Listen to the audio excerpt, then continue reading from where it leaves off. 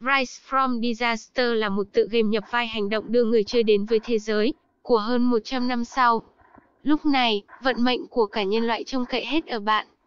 Vào năm 2213, loài người đã sử dụng một chất đặc biệt ngoài trái đất để xây dựng một công trình gọi là mạng lưới cứu chuộc.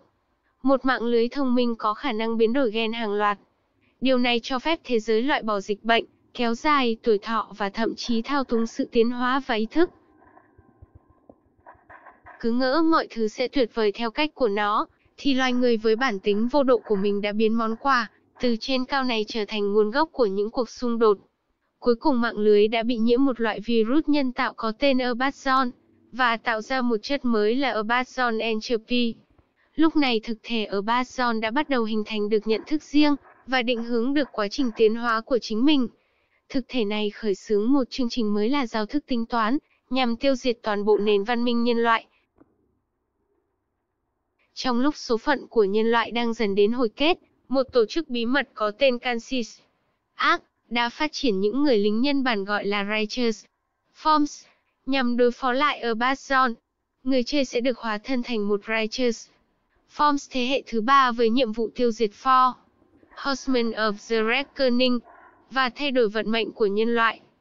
Rise from Disaster gây ấn tượng với người chơi bởi chất lượng đồ họa 3D đẹp mắt, kết hợp với góc nhìn 360 độ đầy chân thật.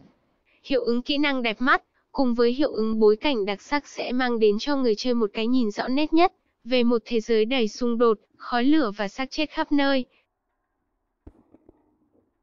Rise from Disaster là một tựa game hành động nhập vai, nhưng khác với những người anh em của mình ở chỗ không có quá nhiều sự lựa chọn rườm rà về hệ thống class. Tất cả người chơi sẽ được hóa thân thành Righteous Form, một nhân vật mặc định của game. Tuy nhiên, điều làm nên sự khác biệt giữa những người chơi chính là hệ thống vũ khí. Sẽ có rất nhiều vũ khí để người chơi có thể lựa chọn tùy theo phong cách chiến đấu mà mình mong muốn, như đại đao, súng, gậy sắt. Mỗi loại vũ khí sẽ mang đến cho người chơi những bộ kỹ năng riêng biệt. Khá là thú vị đúng không? Hãy lựa chọn loại vũ khí vừa tay nhất để chinh chiến nhé!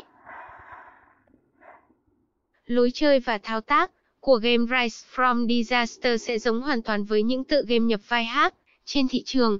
Người chơi sẽ rong ruổi khắp thế giới đổ nát rộng lớn, thực hiện hệ thống nhiệm vụ dày đặc và phát triển nhân vật của mình trở nên mạnh hơn. Nhiệm vụ của game cũng khá đơn giản để thực hiện. Người chơi sẽ chiến đấu với những sinh vật kỳ lạ đầy nguy hiểm, thu thập những nguyên liệu cần thiết và tất nhiên điều bất ngờ luôn nằm ở cuối. Cuối mỗi nhiệm vụ, người chơi sẽ phải đối mặt với những con boss hùng mạnh. Đây chính là lúc người chơi cần đánh thức kỹ năng của bản thân, thông thạo điều hướng kỹ năng là một lợi thế lớn. Trò chơi là một tựa game nhập vai hành động thú vị với lối chơi quen thuộc, dễ tiếp cận, đồ họa siêu đẹp và cốt truyện hấp dẫn. Hứa hẹn sẽ là một tựa game xứng đáng nằm trong game list của bạn.